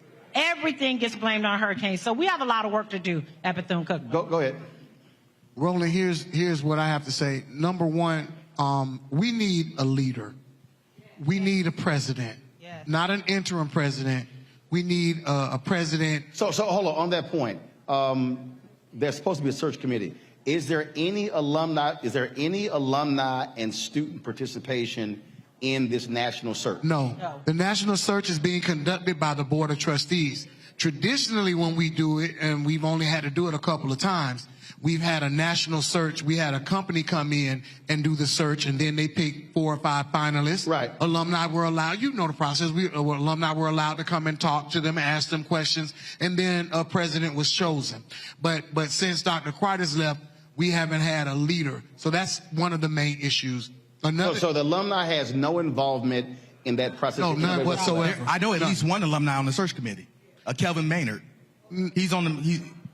That's at least one I know. So you said there's a graduate who's on the search committee. Yes. Has he reported back to alumni about the process? Well, here's an important part. Hold on. Go ahead. No, and there's been so many alumni meetings that have been going on, but in an alumni meeting, he said that we could have done a better job in reporting of what is going on as far as the search.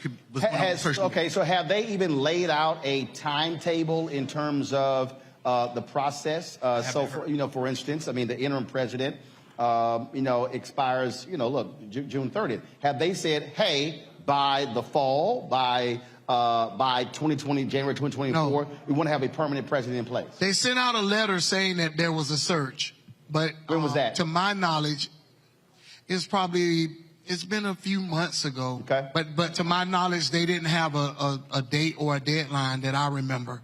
But the other problem is and this is the point I wanted to make too. The other problem that we have is we have so many different factions of alumni. Not everybody agrees with the majority of the people that are in here. So they have had meetings, but they have them with people that agree with their tactics and their process. They meet with people who are patting them on the back for the bad service that they're getting. And I can't help but ask myself the question the other day, what would have happened if Ed Reed had not done what he did? Or what would have happened if we wouldn't have been able to get in contact with you? This same stuff would have been going on. So we have different alumni, and I want to say this to any alumni that's watching this, whether you agree with the administration or not, if we don't come together as alumni, students, and parents, and also faculty and staff, we're going to lose our school. We're going to lose our school because there are, me personally, this is what I believe. I'm not speaking for anybody else, but I believe there are factions that are out to get not only Bethune-Cookman, but a lot of our HBCUs. They want to see us fail, and we're helping them fail. What we're doing actually is not helping. We actually have alumni that are in here right now that, and I know y'all don't want to hear this, but I've been saying this for years too, and I'm gonna tell you, I'm gonna keep it 100.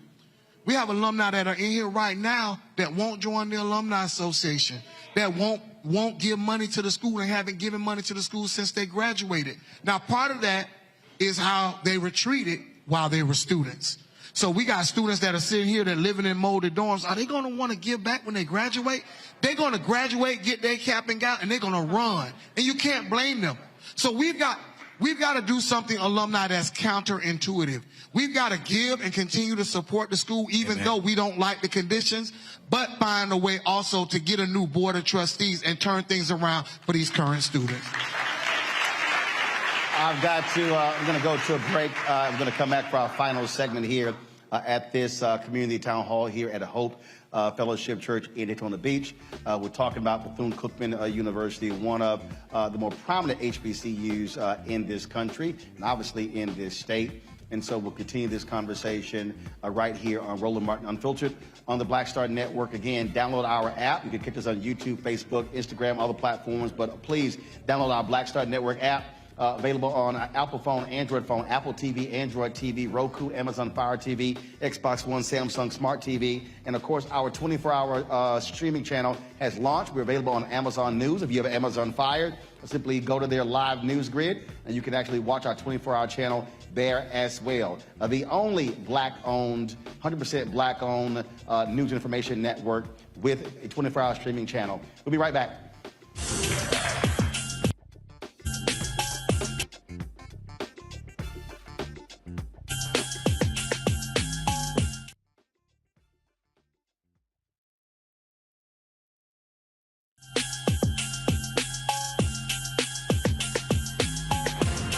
On Get Wealthy with me, Deborah Owens, America's Wealth Coach. Listen to this. Women of color are starting 90% of the businesses in this country. That's the good news. The bad news, as a rule, we're not making nearly as much as everyone else. But joining us on the next Get Wealthy episode is Betty Hines. She's a business strategist, and she's showing women how to elevate other women. I don't like to say this openly, but we're getting better at it. Women struggle with collaborating with each other. And for that reason, one of the things that I demonstrate in the sessions that I have is that you can go further together if you collaborate. That's right here on Get Wealthy, only on Black Star Network. When you talk about blackness and what happens in black culture, we're about covering these things that matter to us, speaking to our issues and concerns. This is a genuine people-powered movement. There's a lot of stuff that we're not getting. You get it, and you spread the word. We wish to plead our own cause. Too long have others spoken for us. We cannot tell our own story if we can't pay for it. This is about covering us. Invest in black-owned media. Your dollars matter. We don't have to keep asking them to cover our stuff. So please support us in what we do, folks. We want to hit 2,000 people, $50 this month, raise $100,000. We're behind 100,000, so we want to hit that. Y'all money makes this possible. Checks and money orders go to P.O. Box 57196, Washington, D.C. 20037-0196. The Cash App is $RM Unfiltered. PayPal is R Martin Unfiltered. Venmo is RM Unfiltered. Zelle is Roland at RolandSMartin.com. Hi, I'm Israel Houghton. Apparently the other message I did was not fun enough. So this is fun. You are watching Roland Martin, my man, Unfiltered.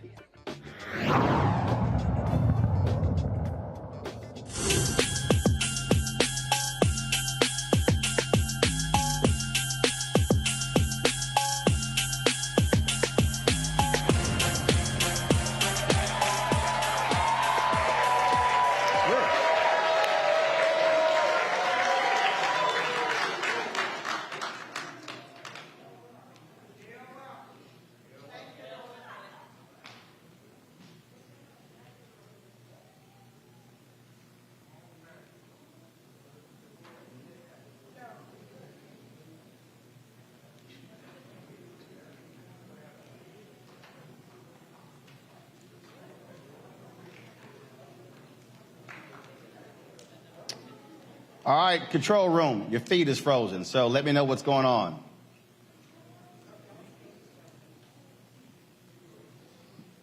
Yes, I'm seeing Israel Houghton frozen. All right. All right, folks, welcome back to Hope Fellowship, our final segment. You mentioned, you talked about different groups here, and I'm going to put the question to you, which I say to the students as well. You can't have 20 or 30 or 50 freshmen showing up to a meeting with the president, you got 1,000. So when it comes to your alumni, you can't move. You think about the phrase, it's a band, one sound. You can't move in that direction if you got folks all over the place.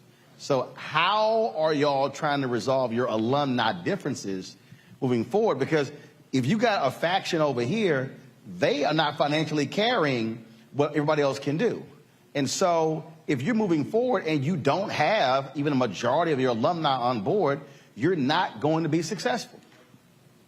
So how are you trying to fix that before you make demands of the university, dealing with your alumni?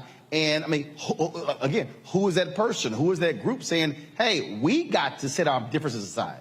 Well, we have a group that started called the Black Rose Project. Mayor McLeod Bethune called all of her students Black Roses. We started the Black Rose Project because during the litigation, the Alumni Association was limited at what they could do or say. So the Black Rose Project came together to inform and educate other alumni of what was happening and what was going on. Matter of fact, they can go to the Black Rose Project right now on YouTube. We have like a 2-hour presentation to educate and inform people of what exactly was going on. We also are encouraging people to continue to raise money. But the school, when it comes to the Mary McLeod Bethune National Alumni Association, they won't even affiliate themselves at all, even to take money from us.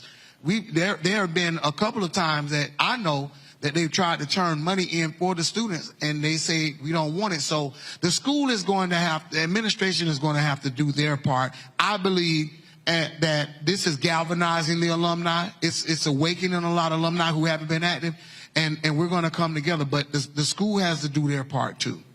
I think one of the ways that we can bridge that gap is to be able to engage the students. I think there is a breach between alumni and our undergraduates, and to be able to come alongside of our students and say, hey, we have your backs. We understand that there's a lot of different things happening around you, and we've walked through a lot of what you have walked through, but we want to come alongside you. We want to help you. We want to be able to hear your voices, right?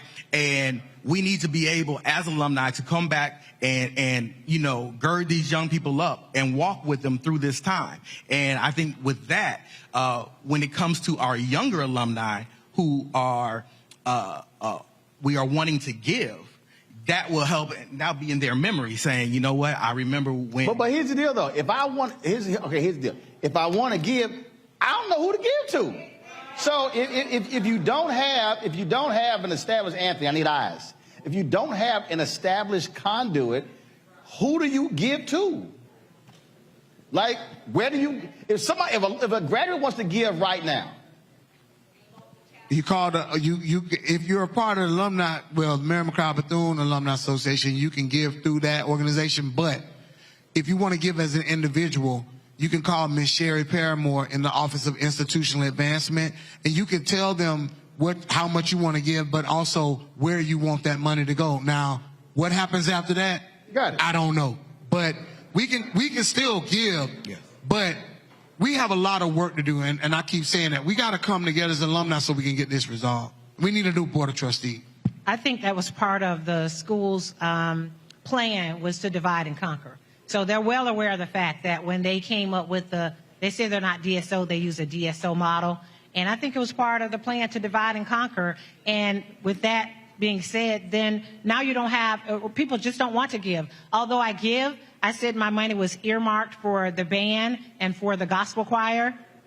I only found out like 2 years later, after I was given all that time, the gospel choir said they had not seen one dime of the money. So although I said I wanted and I had it earmarked for a specific cause, it was not. But guess what? In spite of that, I've continued to give to the university I love, that was so instrumental in making me who I am today. So I think we can continue to give to our local chapters, or we can follow through like I do every so often to make sure my funds are going to where it's earmarked to be. Well, and look, the reality is there are people all around the country who make donations to charities, and they follow up. They follow up to make sure that, hey, this is where I said I wanted to go, and this is where it needs to go.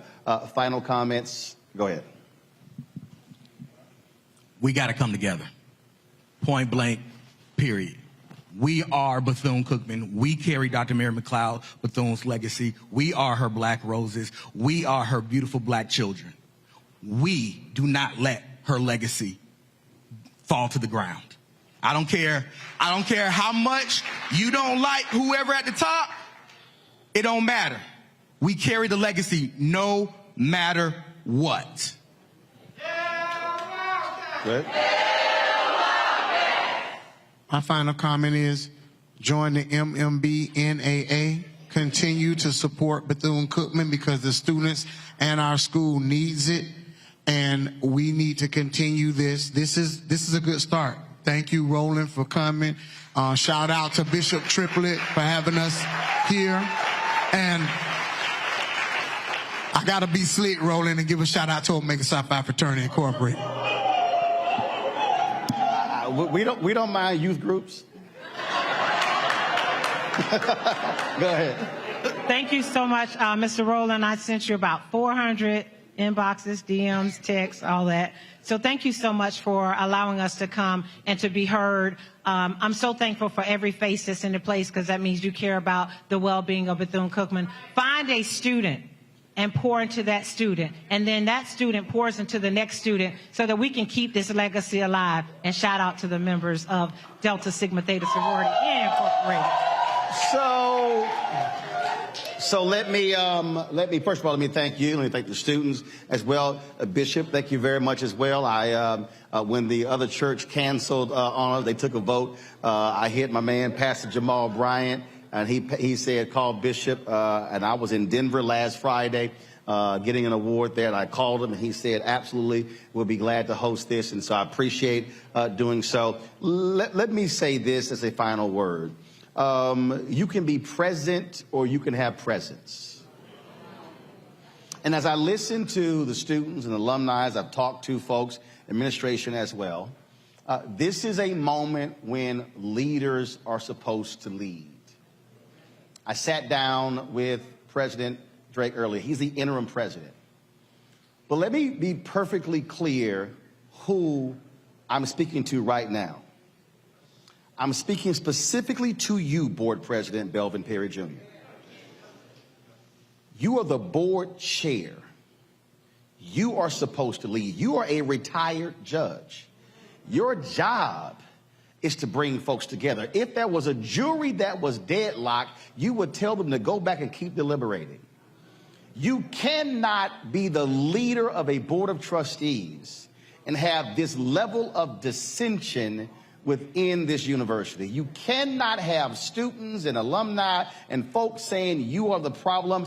If that many people are saying you are the problem, then you need to look into a mirror and ask yourself, why am I the problem?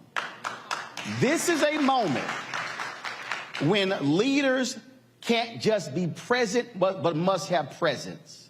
You can't be scared to come in here. You can't be scared to talk to faculty and alumni. You can't be scared to talk to students and parents because these are constituents. You are not a dictator. Now, somebody told me, they said, oh man, you're going hard on the president. He's your alpha brother. Let me be real clear. That means nothing to me. This is about saving an institution. So what is needed are for folks to put egos aside, to put petty personal differences aside, and to actually say, how can we stand together to save an institution? Because it would be a shame for Dr. McLeod Bethune and all these black folks who have had blood, sweat, and tears to keep the university open to be having these problems in 2023. So I challenge you, board president, board chair Perry, have the guts to have some presence and to lead. And don't hide, don't run, but actually take some accountability and lead. And if you can't lead, get out of the way and let somebody else lead. Those are my final comments. Y'all gonna close us out with your school song. Go!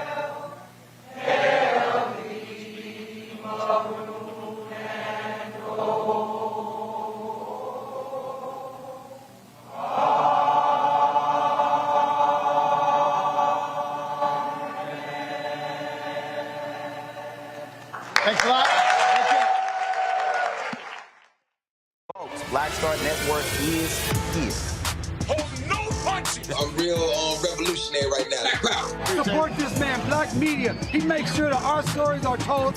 Thank you for being the voice of Black America, Roland. Stay black. I love y'all. All momentum we have now, we have to keep this going. The video looks phenomenal. See, this difference between Black Star Network and Black-owned media and something like CNN. You can't be Black-owned media and be scared. It's time to be smart. Bring your eyeballs home. You dig?